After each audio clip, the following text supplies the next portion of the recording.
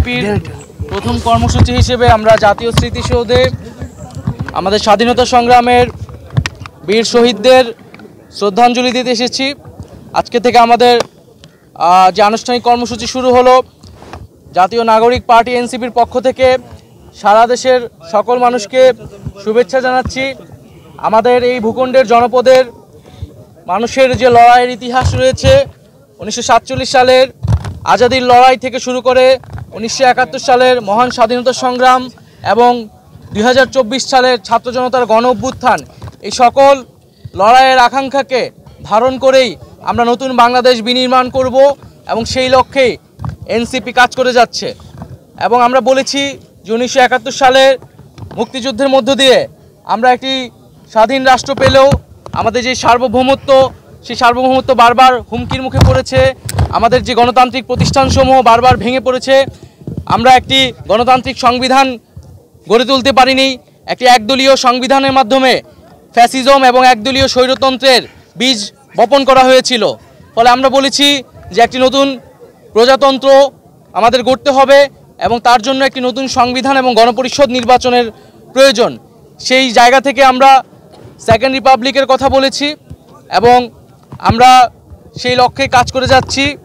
এবং জাতীয় নাগরিক পার্টি এই মুহূর্তে তার প্রথম লক্ষ্য হচ্ছে তার সাংগঠনিকভাবে কার্যক্রম বিস্তৃত করা, তৃণমূলে সাংগঠনিক কার্যক্রম বিস্তৃত করা এবং নিবন্ধন নিতে যেই ধরনের শর্তাবলী পূরণ করতে হয় সেই শর্তাবলী পূরণ করার দ্রুত সময়ের মধ্যে পূরণ করে আমরা নিবন্ধন কার্যক্রম আগাবো। এ মাসের মধ্যে আমরা আমাদের গঠনতন্ত্র যে প্রণয়নের কাজ, সেই প্রণয়নের কাজটি আমরা শুরু করব। এবং আমাদের আজকের এই স্মৃতিসৌধে শ্রদ্ধাঞ্জলি নিবেদনের পরে আমরা রায়ের বাজার যাব।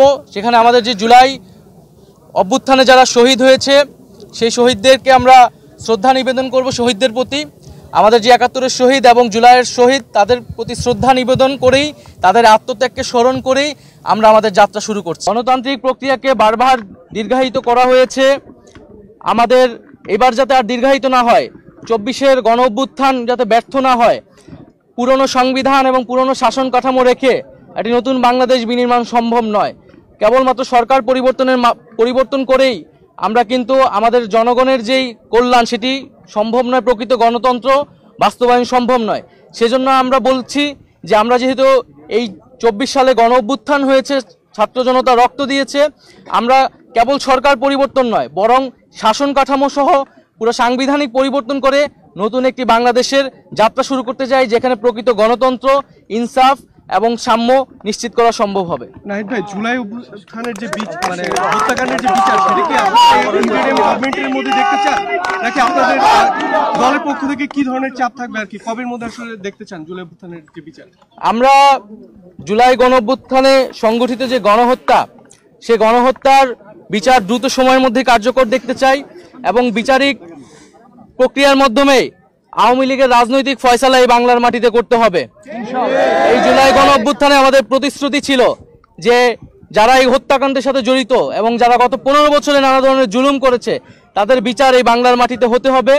এবং আমরা অন্তর্বর্তী সরকারের প্রতি আহ্বান থাকবে, দ্রুত সময়ের মধ্যেই এই বিচার বাংলাদেশের মানুষ দেখতে চায় এবং বিচারের পরে যে সংস্কার কার্যক্রম, জাতীয় ঐক্যমত্য যে কমিশন রয়েছে, দ্রুত জাতীয় সংলাপে গিয়ে আমাদের যে জুলাই সনদ এবং যে জুলাই ঘোষণাপত্র তার দ্রুত বাস্তবায়ন আমরা দেখতে চাই। ধন্যবাদ।